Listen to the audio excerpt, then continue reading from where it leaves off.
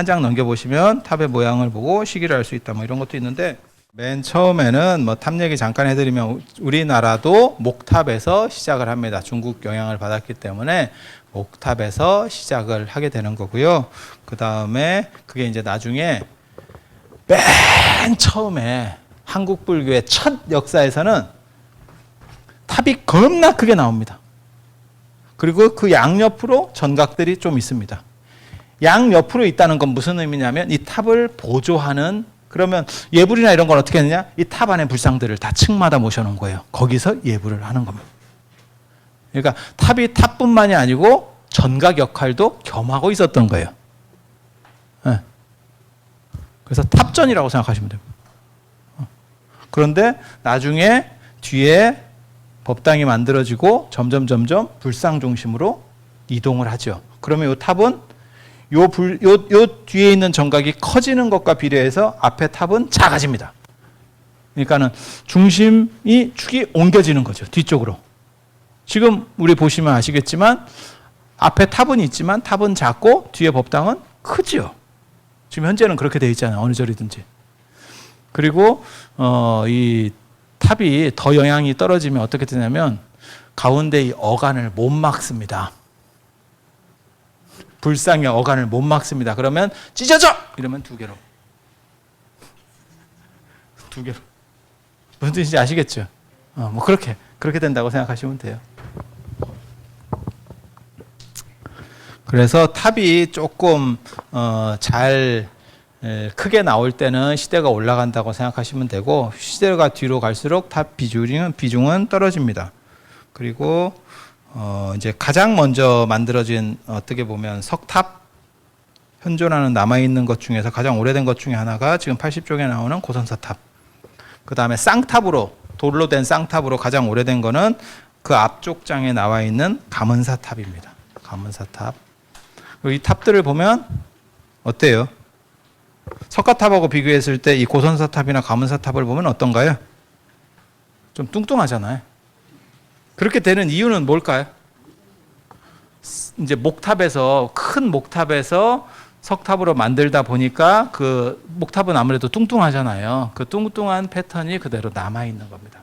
그리고 나중에는 석탑만 가지고 만들고 그거는 장식성을 가지니까 이제 날렵하게. 그리고 어떤 탑이 좋아요라고 물어보시는 분이 있는데요. 되게 쉽습니다. 인간의 특징 중에 하나가 태어나면서부터 미감이라고 하는 걸 가지고, 절대 미감을 가지고 있어요. 그래서 딱 보는 순간에 이쁘네 라고 하는 게 생각이 나요. 다 개인차는 조금씩 있어. 그러니까 배우들을 이렇게 보면, 배우들이나 안 그러면 뭐 요즘 아이돌 이렇게 나오는 애들 있잖아요. 그런 걸 보면 뭐 사람마다 선호도는 좀씩 차이가 있을 수 있어. 하지만 뭐 장동건이 잘생겼다, 안 그러면 뭐 원빈이 잘생겼다, 이건 다 거의 대동소이하게, 뭐 정우성 뭐 이러면 그래 이렇게 다 동의를 하는 거예요. 그래서 인간에게는 어떤 공통된 기준이 있어요. 개인차가 있지만 그 개인차를 넘어서는 어떤 표준이라고 하는 게 있어. 그리고 그 중에 미감도 있는 거예요. 그래서 딱 봤을 때 이쁜 거 명품입니다. 문화재 볼 때 크게 어렵게 생각하지 마세요. 딱 봤을 때 이쁜데 명품입니다. 네, 그래서 탑하고 종을 볼 때 가장 안목적인 게 뭐가 있냐면, 탑은 돌로 돼 있잖아요. 우리나라 탑은. 그러니까 돌이라고 하는 거는 일단 진료적으로 무겁다는 느낌이 강해요. 그러니까 돌이 딱 있으면 우리가 머릿속에 1차 감이 나오는 게 돌은 무거워라는 개념이 딱 머리에 박힌다고.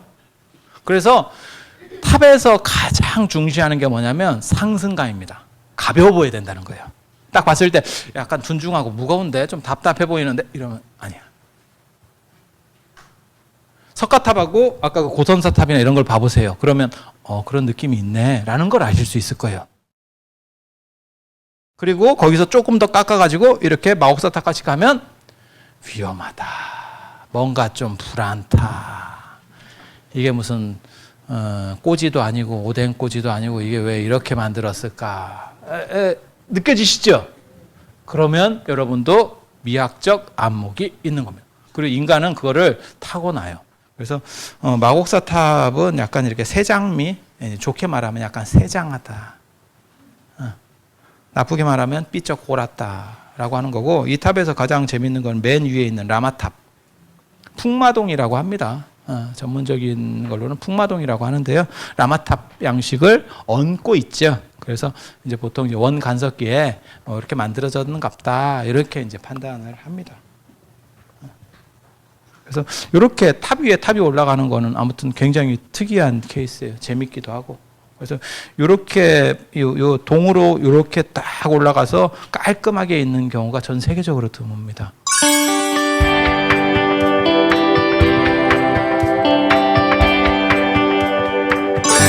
자, 그래서 탑이 나오고 그 다음에 석등 부분이 있습니다. 92쪽 석등하고 89쪽 석등하고 차이가 뭘까요? 가장 큰 차이가 뭘까요? 복잡하고 이런 거 말고 등을 넣는 방식이 달라요. 그러니까 89쪽에 있는 석등은 거기에 창살을 박습니다. 여기다가 이렇게 원래 석등 통일시다시대 석등은 사용한 것들은 전부 여기에 이렇게 구멍들이 뚫려 있어요. 그래서 거기다가 문창살을 딱 꽂는 거예요. 문창살을 딱 박아서 이게 다 쉽게 말해서 박은 핀들입니다. 박은 자리입니다. 그래서 거기다 박아놓고 그 안에 호롱불을 넣어요. 호롱불. 그래서 뒤쪽이 열리게 돼서 이 호롱불을 넣고 이제 불을 켰다 껐다 이렇게 하는 방식입니다. 이해가 되시죠? 그러니까는 창살로다가 막혀 있다라고 보시면 돼요. 그런데 그 뒤에 나오는 그 두 장 뒤에 나오는 고려시대 석등은 등 전체를 넣었다 뺐다 하는 방식이에요. 그러니까 등을 들고 이렇게 해서 넣었다 뺐다 하는 방식이에요. 그러니까 등은 이 안에 호롱불이 이렇게 있는 구조인 거죠. 그래서 이 등 전체를 넣었다 뺐다. 그러다 보니까 아구가 큽니다. 등 전체가 들어가야 되니까 아구가 크죠. 92쪽 보시면.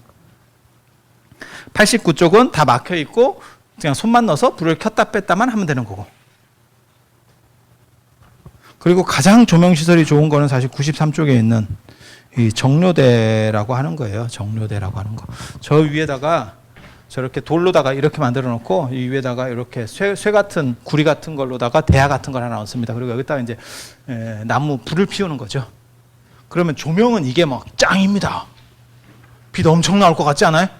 이렇게 창살까지 막아놓고 여기다가 등 하나 킨들 그것도 4면밖에 안 뚫려 있잖아요. 8면을 뚫었으면 차라리 낫지. 4면밖에 안 뚫려 있는데 그 빛이 얼마나 나오겠어요.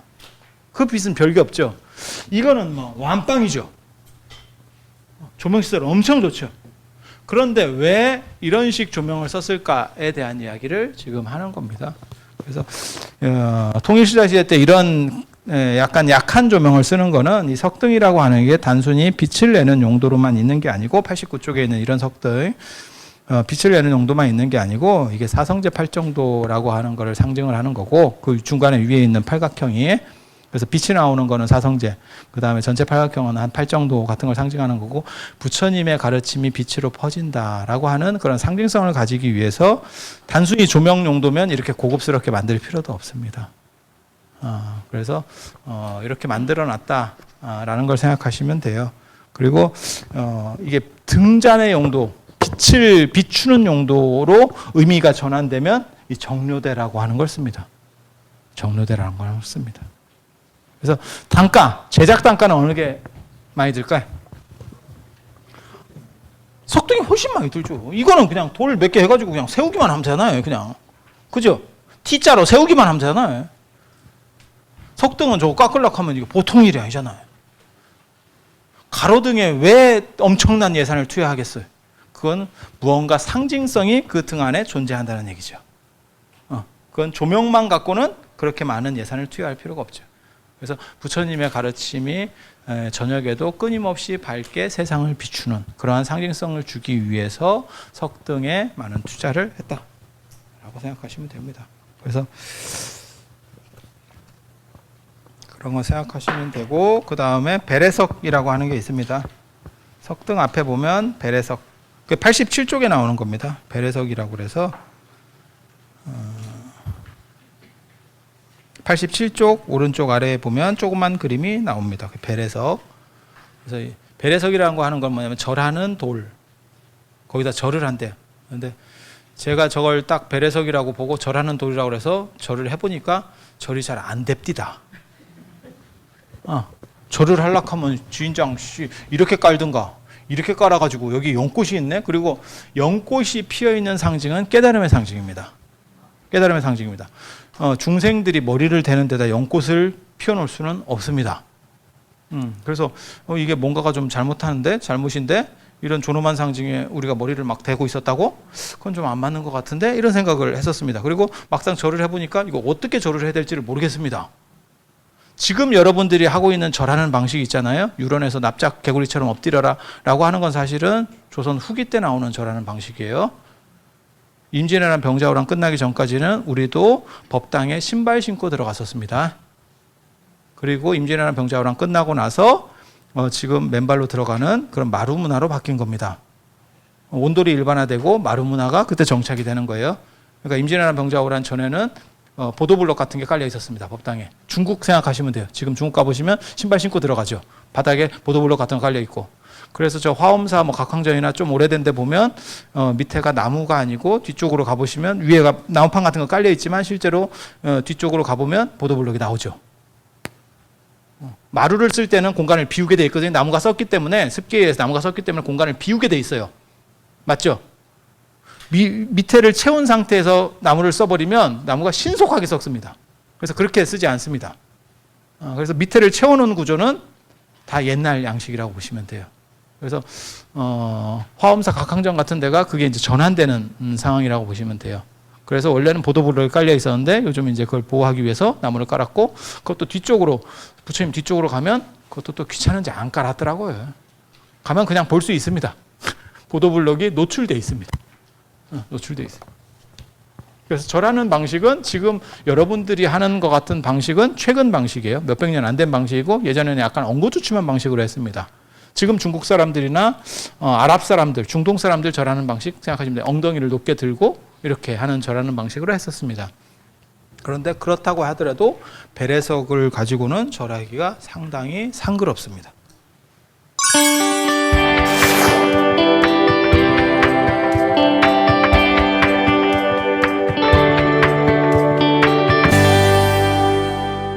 가람 배치에도 원칙이 있다. 이렇게 해서 원래는 직선형 가람 배치, 그래서 99쪽에 나오는 이런 식으로 이렇게 직선형으로 이렇게 쭉 들어가는 방식이 가장 일반적인 가람 배치 방식입니다. 그래서 맨 앞에는 냇물과 다리가 있고 보통 그 다리를 이제 건너가는 구조. 보통은 이제 해탈교라고 하는 게 가장 널리 일반적으로 쓰이는 게 이제 해탈교라고 하는 이름을 쓰고요. 해탈하면 그죠? 해탈문도 있고 해탈교. 그래서 그 너머로 해탈의 경계가 있다. 성역이다. 이런 의미를 보통은 상징하는 거고요. 그래서 아무튼 냇물과 다리 있고 그 다음에 아침에 봤었던 단간. 그죠? 지금은 단간 지주만 남았고 단간은 이제 지금 문화가 사라졌으니까 그 지지대, 국기대만 남았고 그 다음에 옆에 한쪽에 부도밭이 있다. 부도가 있다. 밭이라고 하는 의미를 쓰는 거는 많아서 이제 많다라고 하는 의미도 있고 그 다음에 거기가 복전이라고 하는 의미도 있고 복밭이라고 하는 의미도 큰 스님들이 다 복밭 그 다음에 예전에는 스님들을 복전이라고 했었죠. 그래서 큰 스님도 복전이고 사실 신라시대 때나 이런 때는 스님들을 그냥 복전이라고 불렀습니다. 복전이라고. 그래서 스님들에게 보시를 하면 그거 아세요? 인도 불교에서 불교가 들어오기 전까지 바라문교는 제사주의입니다. 제사주의. 그래서 제사를 통하면 신에게 제사를 드리면 그것으로 어떤 자기의 원하고 바라는 것이 이루어진다. 근데 불교는 제사, 신이라고 하는 걸 절대시하지 않잖아요. 그러니까 제사를 중심은 아니잖아요. 그렇다 보니까 그 부분을 대중공양으로 놉니다.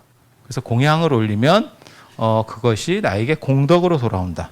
오늘날에도 지금 사찰에 그런 문화들이 있죠. 그러니까 무슨 선원에 결제하는 스님들이나 큰 스님께 공양을 올리거나 이랬을 경우에는 더 이제 좋은 쪽으로 된다라고 생각을 하는 문화가 지금까지 정착돼서 내려오고 있는 거고, 그리고 불교 이전에는 그게 그렇게 뚜렷하지 않았어요. 그래서 불교가 기존 인도 문화의 패러다임을 바꾸는 것 중에 하나가 그 대중공양 문화입니다. 대중공양. 그리고 일주문 다음에 보통은 천왕문이 있는데 금강문이 그 사이에 있는 경우도 있습니다. 여기 지금 마곡사도 금강문이 있고 뭐 안 그러면 저희 뭐 금산사 같은 데서도 금강문이 있는 것 같고 이렇게 원래 금강문이라고 하는 거는 금강 역사를 얘기하는 거고요. 저 석굴암 같은 데 보면 금강 역사가 양옆에 있고 그 다음에 이제 사천왕이 그 뒤쪽에 있고 금강 역사는 원래는 문직이에요. 문직이 문신.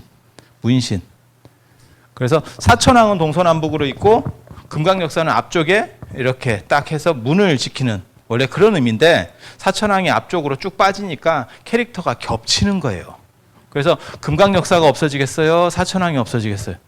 사천왕이 중요하니까 금강 역사가 없어지는 겁니다. 그래서 금강 역사, 금강문이 아예 사라지는 경우도 있고 사천왕문 앞쪽에 이렇게 그림으로 그려지는 경우도 있고 지금 현재 그런 식으로 남아있다고 보시면 되겠습니다. 그래서 금강문이 있는 경우, 없는 경우 뭐 이렇게 되는 거고 그 다음에 해탈문, 불이문 이건 뭐 같은 말입니다. 불이의 경계가 곧 해탈이니까 그렇게 해서 들어가면 탑이 있고 배례석이 있고 석등이 있고 그 다음에 법당. 이제 보통은 이제 금당, 금빛 사람이 사는 곳이라고 해서 금당. 그리고 말 나온 김에 잠깐 말씀드리면 우리가 그 행선 출근할 때 귀의삼보 예금선 뭐 이러잖아요. 금선이라고 하는 게 이제 금빛 나는 어떤 신선 그런 뜻이거든요. 근데 그거는 송나라 북송 시대 때 휘종이 불교를 폄하할 때 쓴 용어입니다. 그러니까 그 사람이 도교 신자거든요. 그래서 도교의 입장에서 붓다를 폄하시키는 거예요. 신선 중에 하나로다가 편입시키려고 금선이라는 표현을 쓴 거예요. 그래서 그런 표현을 쓰는 것은 맞지 않습니다. 그리고 금당 뒤에 예전에는 강당이 있었는데 그러니까는 부처님을 모신 곳에서 법을 설하는 게 아니고 그 뒤쪽에서 법을 따로 설했어요. 그러니까 불국사 같은 데 보시면 대웅전이 있고 그 뒤에 무설전이 있죠. 무설전. 설함이 없이 설한다. 되게 이름이 멋있지 않아요? 그리고 무설전 하면 떠오르는 거 있잖아요. 그 관음전 예불 하면 백의관음 무설설 남순동자 불문. 그죠? 말없이 다 그렇게 들을 필요 없이 바로 알아듣는다는 거 아니야? 참. 그리고 참고로 말씀드리면 남순동자는 남방을 순유한다. 남방을 이렇게 순례한다라는 의미고요. 원래 이름은 그건 별명이고 어떤 행동에 대한 거를 지칭하는 표현이고 원래 이름은 선제동자. 그래서 선제동자가 53선지식을 참방하는 과정에서 화엄경 입법회품에서 53선지식을 이렇게 쭉 차례로 가는 과정에서 남방에서 이제 관세음 보살을 친견하는 그 얘기입니다. 그래서 그냥 별명 삼아 남순동자 이렇게 쓰는 거고 실제로는 선제동자. 근데 선종이 되면 어떤 일이 벌어지냐면 큰 스님이 곧 부처님이에요. 부도에서 제가 부도 설명드릴 때 잠깐 그런 말씀 드렸었잖아요. 큰 스님이 곧 부처님이에요. 그러니까 굳이 법당에서 따로 설하는 강당에서 따로 설하는 게 아니고 그냥 금당에서 법을 설해버립니다. 부처님 앞에서. 그러다 보니까 그게 법을 설하니까 그냥 법당, 지금 우리가 법당이라는 의미가 되잖아요. 그러면 강당이 법당 안에 포함돼 버리잖아요. 법당이라는 의미에는 법을 설하는 것도 있으니까. 그죠? 그래서 예경 공간과 그 다음에 이 강당 공간이 섞여지면서 나중에 강당은 거의 없어지죠. 그래서 지금은 대웅전이 맨 뒤에 위치하고 있다. 특별한 경우 아니면, 그러니까 뭐 통도사 같이 금강계단이 있어요. 그러면 그걸 더 뒤에다가 모시지만 특별하지 않으면 보통 대웅전이 맨 뒤쪽에 있습니다. 그리고 이 앞쪽 사진 잠깐만 보실까요?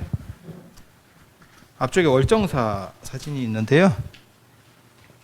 96페이지에 월정 사진이 있는데 저 가운데 적광전 뒤쪽에 건물들이 몇 개가 있어요. 작은 건물들이. 근데 그게 중심축에 있는 건 아닙니다. 사진에서 보면 정 가운데 뒤쪽에 있는 것 같은데 절대 그렇지는 않습니다. 그렇지는 않고 밑 뒤쪽으로 작은 건물들이 몇 개가 있어요. 이런 건물들을 짓는 이유는 이 뒤쪽에 이렇게 산이 언덕배기 같이 되어 있기 때문에 그래요. 언덕형으로. 그런 경우 어떤 일이 벌어지냐면 태풍이나 이런 게 불면 나무가 쓰러져 가지고 이렇게 굴러서 쫙 내려옵니다. 그럼 법당을 치게 되거든요. 그러니까 적광전 본 큰 법당을 치게 됩니다. 그러면 절당이 나죠. 그래서 방어용 건물로다가 뒤에 이렇게 세우는 겁니다. 그래서 부처님 뒤쪽으로 큰 건물 뒤쪽으로 맨 어른 뒤쪽에 누가 있다 그런 의미는 아닙니다. 그러니까 이거는 그냥 뭐랄까 호법 건물이라고 보시면 되죠. 그 다음에 대웅전 영역에서 99쪽 보시면 부속 정각들이 있고, 보통은 좌우측에 이제 미음자로 보통 건물들을 짓거든요. 그 좌우측에 있는 게 좌측에 신검당, 우측에 설선당을 놓습니다. 부처님을 중심으로 좌우를 말씀드리는 거예요. 신검당이라고 하는 거는 마음의 검을 찾는다, 선언입니다. 선언이고요. 그 다음에 설선당이라고 하는 거는 선을 설한다, 강당입니다. 그래서 선언과 강당이 마주보는 형태로 되어 있고, 그리고 참고로 말씀드리면 유로는 최근에 만들어진 겁니다. 유로는 뭐 전통적으로 오래 있었던 게 아니고요. 자운 스님에 의해서 최근에 만든 거예요. 그래서 그건 뭐 계속 있었던 것은 아닙니다. 계속 있었던 건 아닙니다. 그래서 어떤 생각하기에는 강원, 선원, 유런 이건 다 원래부터 계속 내려오던 거 아닙니까? 그렇지는 않습니다. 그렇지는 않습니다. 그리고 기타 옆으로 좌우에 이제 저런 정각들이 있고, 그 다음에 사물 모시는 누각, 이제 법고, 범종, 운판, 목어 뭐 이렇게 갖고 사물을 모시는 데도 있고, 대충 이게 기본 가다입니다. 단 이것을 이렇게 빤듯이는 못하고 산에 있다 보니까 약간 구불구불하게, 그 다음에 배치들이 약간 이렇게 좀 다르게 될 뿐이지, 이런 건물들이 있는 거는 보통입니다. 가장 일반적인 형태들. 그래서 이게 이 구조만 딱 이해를 하시면 나머지는 여기에 준해서 맞춰보시면 됩니다. 자, 그 다음에 또 한 장 넘기면, 절에는 왜 정각도 많고 부처님도 많을까? 불교는 그 사람이 원하는 그, 쉽게 말해서 소비자, 어떻게 보면 소비자 아니면 기원하는 사람에게 맞추려고 하다 보니까 다양성이라는 게 존재하는 거예요. 그러면 불명경이나 우리 뇌불대참회문이나 뭐 108대참회문이나 이런 거 보면 부처님 명호가 많이 나오잖아요. 보살님들 명호도 많이 나오고. 그걸 우리가 다 알고 그런 많은 정각들이 있어요, 현실적으로? 그렇지는 않죠. 몇 분 안 나옵니다. 몇 분 안 나옵니다. 그래서 그 몇 분들이 나오는 거예요. 부처님이나 보살님도 굉장히 많지만 인기 있는 분들은 몇 안 계십니다. 그분들을 모시는 정각이 주류고 몇 분 안 된다고 생각을 하면 이해하는 건 생각보다 쉬워요. 그러니까 다 알아야 됩니까? 아닙니다. 아닙니다. 몇 분 없습니다. 그 정도 안에서 돌아갑니다. 이유가 뭘까요? 아까 아침에도 말씀드렸었잖아요. 신발을 만드는 사람이 상대방 발 사이즈를 몰라도 너무 크게 만들거나 너무 작게 만들진 않아요.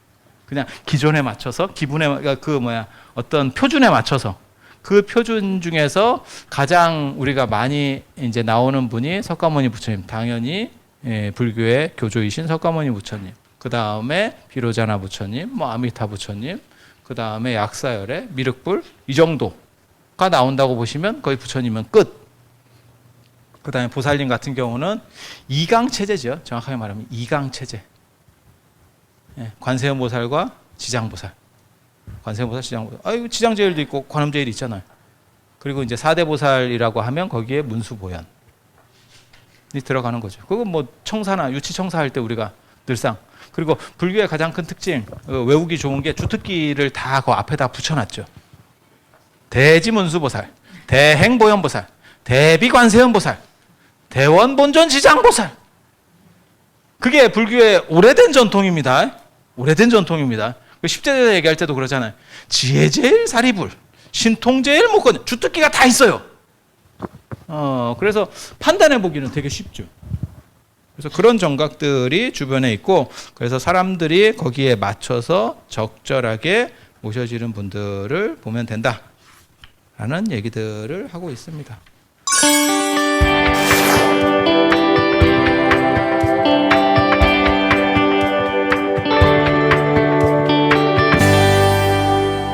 그리고 또 다른 걸 한 장 넘기시면, 법당에는 용이 산다. 어저께 잠깐 말씀드렸잖아요. 용이 막 더글더글하죠. 진짜 막 기둥에도 용 그림이 있고 저기도 용이 막 머리를 디밀고 있고, 막 바깥쪽에도 용머리, 이쪽에도 용머리. 그래서 맞춰보면 어떤 경우는 용이 되게 짧아요. 길이가 짧아. 머리만 크고 막 길이도 짧고 막 이렇게 살살. 그러니까 바깥쪽에서 보이니까 바깥쪽에 머리 보이네. 이쪽에 보이면 또 이쪽에 이렇게 꼬리가 나오는 거 보면 아유 쇼다리였네. 뭐 이런 경우도 있고. 아니, 그런 거 좀 유심히 보시면 되게 재밌는데? 제일 재밌는 용이 표현되어 있는 데가 불국사 대웅전이에요. 불국사 대웅전 바깥쪽에 이렇게 용이 이렇게 머리 내밀고 있는 거 보시면 물고기 물고 있는 놈도 있고, 그 다음에 코 위에다가 여의주 놓는 놈도 있고, 별놈이 다 있어요. 별놈이 다 있어요. 그래서 그거 이렇게 보고 있으면 되게 재밌습니다. 그러니까 여러분들이 어떤 절에 갔을 때 딱 법당 안에 예배만 하고 빠져야겠다 이렇게 생각하지 마시고 그냥 이렇게 한 바퀴 쓱 이렇게 돌아보세요. 그러면 이 사람들 되게 재밌게 생각했네? 라고 하는 경우들이 제법 많이 있습니다. 그래서 대웅전이나 뭐 부처님을 상징하는 데는 다 용이 있고 요사에는 당연히 용은 없습니다. 부처님을 상징하는 데만 용이 있고요. 그 다음에 125쪽 용이 아니고 이묵이다. 이거 제가 주장하는 거거든요. 용 없습니다. 정확하게 말하면 용이 아닙니다. 용이 아닙니다. 저 법고 보시면 아시겠지만 법고 보시면 용 2마리를 놓고 중간에 여의주가 하나 있습니다. 그 다음에 사천왕도 마찬가지예요. 동방지국천왕, 남방증략천왕, 서방광목천왕 보면 한 손으로는 용을 잡고 있고 한 손에는 여의주를 잡고 있습니다. 그래서 그게 뭘 의미하는 거냐면 얘가 이렇게 비틀비틀해서 여의주를 물어야 용이 될 거 아니에요. 그렇게 탁 하려고 하는 거예요. 그 직전 상황, 그게 제일 길하다는 거예요. 그 에너지를 내포하고 있는 아주 길한 거예요. 그러니까 무엇을 용이 돼서 딱 이룬 상태보다 이루기 직전 상태, 그러니까 가장 좋은 거는 결혼으로 얘기하면 결혼하기 전날이 제일 좋대. 그리고 결혼하면서부터 빠진다는 거예요. 대통령도 대통령 당선인이 됐을 때가 제일 좋대. 그 뒤부터 올라가면서는 욕먹기 시작하는 거예요. 이렇게. 무슨 뜻인지 아시겠죠? 그래서 그렇게 되려고 하는 것, 동아시아에서는 된 거보다 되기 직전 상황이 최고로 길하다고 생각하는 거예요. 그 뒤부터는 빠지는 거니까. 그래서 항룡유회라는 표현이 있어요. 주역 건캐에 보면 중천 건캐에 보면 맨 끝까지 올라가는 거는 그 다음에 내려올 수밖에 없다. 쪽팔려서 내려올 수도 없고 계속 올라갈 수도 없고 죽도 합도 안 된다는 거예요. 그래서 미제캐, 이미 이루어진 것보다 이렇게 이루어지려고 하는 거, 그 다음에 지뢰복회, 회복되려고 하는 거. 그래서 동직회 같은 경우가 제일 좋다 하는 거거든요. 동직회는 양이 이렇게 하나가 생기고 그 다음에 음이 이렇게 양을 다 덮고 있는 거예요. 이게 지고 이게 벼락회예요. 그래서 지뢰복회라고 하는데 이게 왜 좋으냐면 이게 그 다음에 이렇게 바뀌고 이렇게 발전하는 쾌예요. 지금은 제일 밑에 있는데 이제 사부작 올라갈 일만 남았대. 그래서 동지를 길하다고 보는 거예요. 그래서 우리가 동지를 큰 명절로 예전부터 썼었던 거거든요. 그렇잖아요. 지금도 사찰에서 동지 때 제법 이렇게 큰 행사들을 하죠. 하죠. 그래서 동지라고 하는 게 그런 의미들이 있습니다. 그래서 용이 아니고 이 여의주를 물고 있는 경우는 별로 없고 여의주를 잡으려고 하는, 특히 용 2마리의 여의주를 하나를 줍니다. 이게 좀 잔인하지. 그럼 무슨 일이 벌어지겠어요? 서로 긴장하면서 서로 참는다. 이렇게 딱 그걸 즐기는 거예요. 그게 생생하는 이런 활기가 있다는 거예요. 활기가 있는 거예요. 그리고 용에게 여의주를 딱 물려줘 버리면 배째라로 나오는 거지. 볼일 다 봤는데 뭐 이제 이렇게 말 안 들어. 말 안 들어. 그래서 줄 듯 말 듯 이렇게. 그래서 비석 같은 데도 마찬가지입니다. 비석 같은 데도 맨 위에 보면 여의주 하나고 용들이 이렇게 여러 개가 탁 해서 딱 채려고 하는 딱 그런 상태들을 계속 만드는 게 동아시아 문화의 어떤 정서예요. 정서. 그래서 꽉 찬 것은 이지러져 보이고 그 다음에 기울 수밖에 없다. 찬 건 기울 수밖에 없다. 왜 그런 거 있었잖아요. 예전에 그 삼국사인가 보면 백제는 만월이고 보름달이고 그 다음에 신라는 신월이다. 그러니까 초승달이다. 이렇게 하니까 백제 의자왕이 그 점괘를 보고 그럼 백제가 이기겠다. 의자왕이 사실은 정치를 굉장히 잘했죠. 나중에 이제 문제가 생겨서 그리고 백제나 고구려 입장에서는 사실 이길 수가 없었습니다. 당이 너무 센 거예요. 그 정도면 선방한 겁니다. 진짜. 신라가 그 얘기를 듣고 웃기지 마라 라고 하는 얘기가 있잖아요. 왜? 보름달은 기울기 시작하고 초승달은 차기 시작한다. 그러니까 신라가 통일한다. 딱 이랬다는 거잖아요. 이게 동아시아 정서입니다. 아까 지금 얘기한 이 쥐레복귀하고 똑같은 얘기를 하고 있는 거죠. 맨 밑에까지 몰렸지만 실제로는 올라간다.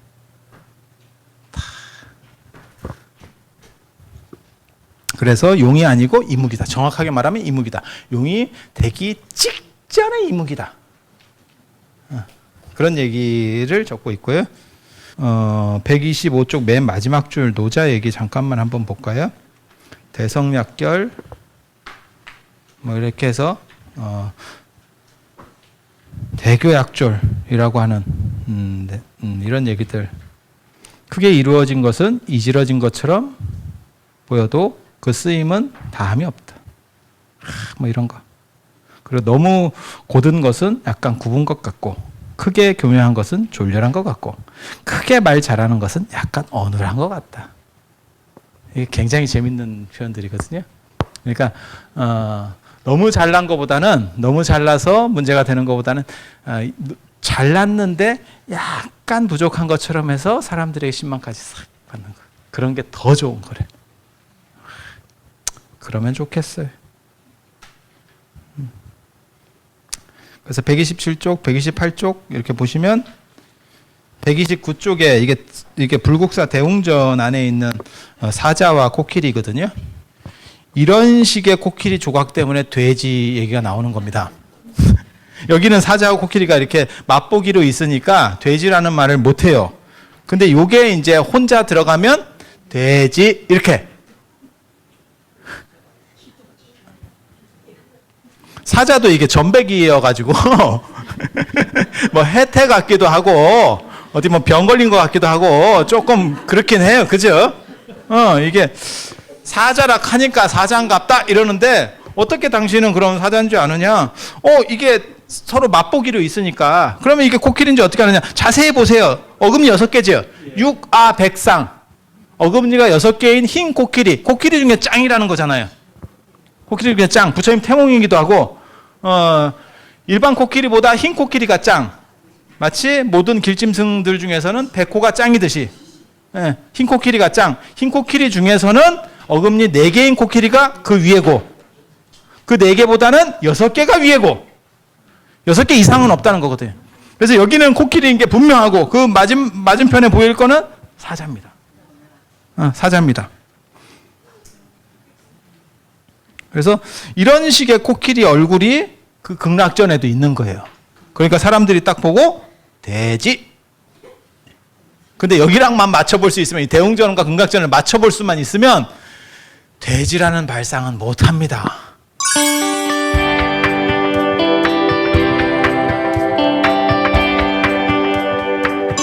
7. 시대의 미감, 건물의 지붕에서도 읽을 수 있다.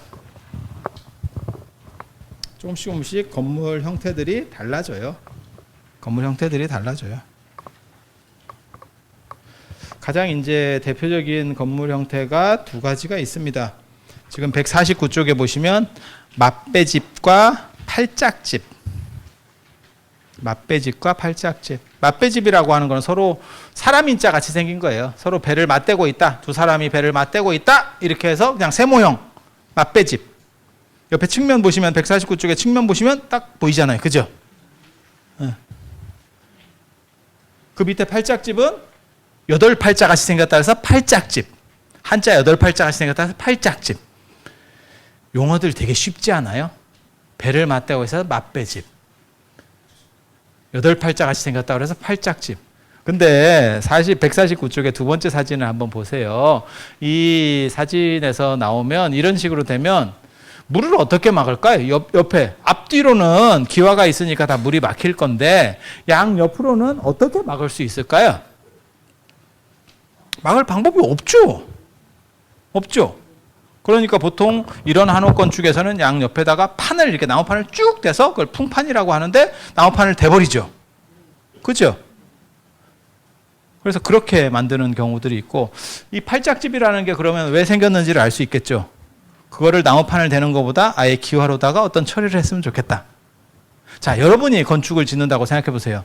내가 돈을 내서 발주를 하는 게 아니고 내가 직접 짓는 사람이라고 생각해 보세요. 맛배집이 쉬울 것 같습니까? 팔짝집이 쉬울 것 같습니까? 그죠. 어떤 게 더 오래된 건축인지 아시겠죠? 예. 기술이 발전하면 좀 더 복잡한 데로 넘어가는 거고. 문제의식은 뭐냐? 양 옆에가 헝한 거하고 물 들어오는 거를 아예 기와로다가 다 막아놔야겠다. 그러면 건축이 팔짝집으로 발전했는데도 불구하고 맛배집이 지금까지 남아있는 이유는 뭘까요? 한번 생각해 보세요. 왜 그럴까요? 건축 비용도 있고 또 뭐가 있을까요? 네. 맛배집의 특징은 뭐냐면 무게감이 있어요. 그러니까 이렇게 단순 무식한 것 같으면서도 이렇게 중압감을 주는 느낌이 있어요. 팔짝지붕은 날렵하고 멋있는데 가벼운 느낌이 있어요. 그래서 이걸 리드미컬하게 섞어 놓는 게 건축적으로 훨씬 안정적인 느낌을 줍니다. 그러니까 팔짝집만 있으면 어떻게 되냐면 애가 앞에서 보면 이렇게 된다니까요. 파도 치듯이. 그래서 어떤 거는 약간 끊어가고 맛배집 같은 경우는 약간 단무지같이 이렇게 딱 끊어버리는 거잖아요. 이렇게. 그래서 권위를 줄 때는 맛배집. 그 다음에 미적인 거는 팔짝집. 그건 이제 선택하기 나름이에요. 선택하기 나름이에요. 어떤 게 더 좋으냐? 그거는 뭐 딱히 말하기가 좀 그렇죠. 그리고 왕궁 건축하고 사찰 건축이 좀 다릅니다. 언뜻 볼 때는 같은 한옥 아닙니까? 맞죠? 그렇지만 약간 달라요. 그 중에서 가장 큰 게 뭐냐면 기와골의 기울기입니다. 왕궁 기울기가 훨씬 더 서 있습니다. 왕궁 건축들이. 더 서 있다는 건 뭐죠? 앞에서 봤을 때 지붕이 더 크게 보인다는 뜻이에요. 이렇게 누워 있는 거하고 이렇게 서 있는 거하고 다르죠? 이렇게 서 있으면 더 크게 지붕이 보이면서 위압감을 줍니다. 권위를 세우는 거예요. 사찰 건축은 그에 비해서 더 누워 있습니다. 왜? 뒤에 사찰 건축에는 언제나 뭐가 나오냐면 뒤쪽에 산 능선이 나와요. 그래서 거기라고 맞춰서 이렇게 서로 흘러갈 수 있는 구조들을 만들어내는 게 사찰의 자연 친화적 미감입니다. 그래서 산 능선하고 사찰 처마 이런 사찰의 지붕선들이 흘러가는 것들을 이렇게 보는 것도 재밌어요. 그러니까 지금까지 제가 얘기를 안 들으실 때는 그런 거를 본다는 생각 자체를 안 했어요. 근데 지금 이렇게 한번 듣고 나중에 이제 절에 가시거나 안 그러면 방생을 가시거나 뭐 포사할 때 가시거나 이랬을 때 그런 것들이 이렇게 한번 흘러가는 것들을 봐보세요. 그러면 상당히 느드막힐하게 되게 재밌는데? 그리고 이런 거야말로 진짜 자연과 하나 되는 어떠한 친환경적 건축이 아닐까? 이렇게. 근데 반드시 그런 생각을 하고 했느냐? 글쎄 그건 잘 모르겠어요. 하지만 되게 재밌는 게 우리 한국 건축 그다음에 문화의 어떤 특징은 직선이 별로 없어요. 대부분 다 곡선 중심입니다. 옷 선 하나만 봐도 대부분 이게 다 곡선입니다. 직선으로 딱 끊는 게 아니고 살짝 쳐줍니다. 그래서 곡선의 미라고 하는 게 한국 문화의 특징이에요. 그것도 곡선이지만 과장되지 않은 곡선. 막 이렇게 확 올리는 게 아니고 중국 같은 경우는 지붕도 이렇게 해서 그냥 이렇게 올라가는 게 우리가 예를 들어서 이렇게 올리면 얘네는 이렇게 올립니다. 지붕선이. 그래서 저건 과장된 거. 우리는 그냥 살짝 부드럽게. 상당히 특징. 그리고 유교 같은 경우는 훨씬 경직된 건축을 추구합니다. 유교는. 아까 떡국 같이 그런 생각하시면 돼요. 훨씬 경직성이라고 하는 걸 추구합니다. 그래서 이런 것들이 섞여 있는 걸 보면 152쪽, 153쪽 이렇게 보시면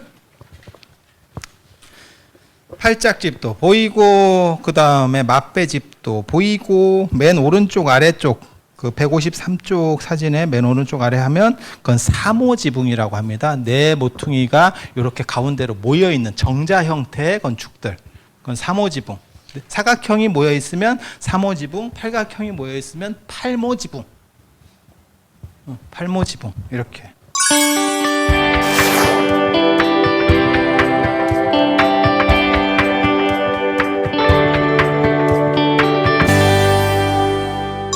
자, 그렇게 해서 한 장 더 넘기시면 이제 4장 안에서 본 법당. 이 얘기는 내일 또 이어서 할 수 있도록 그렇게 하겠습니다. 늦은 시간까지 들어주시느라고 감사합니다.